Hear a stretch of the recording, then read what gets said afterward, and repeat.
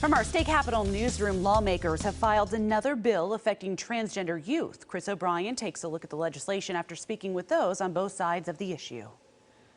Informally titled the Youth Health Protection Act, a new piece of legislation comes on the heels of Senate Bill 1, both affecting children's transgender care.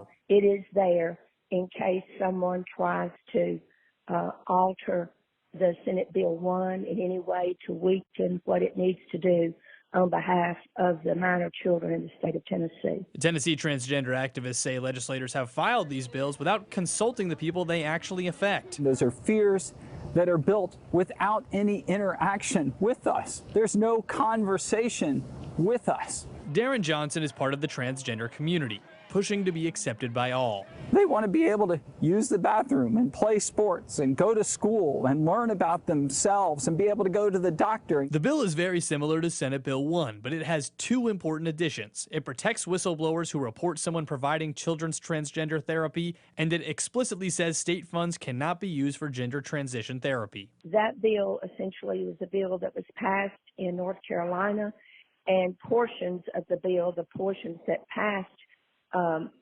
legal muster out of the Arkansas bill. Most Republicans have come out in support of children's transgender restrictions. Most Democrats are on the other side. There are hundreds of real problems facing families right now: housing affordability, inflation, school funding, access to health care, child care. But instead of solving real problems, bills like this are attacking already marginalized families. Johnson made a plea to legislators to at least consider bringing in the people who this bill would affect. One of the things that would be most helpful is if one of these legislators filing one of these bills would just take the time to sit down with a trans youth and hear what it is to have lived their experience.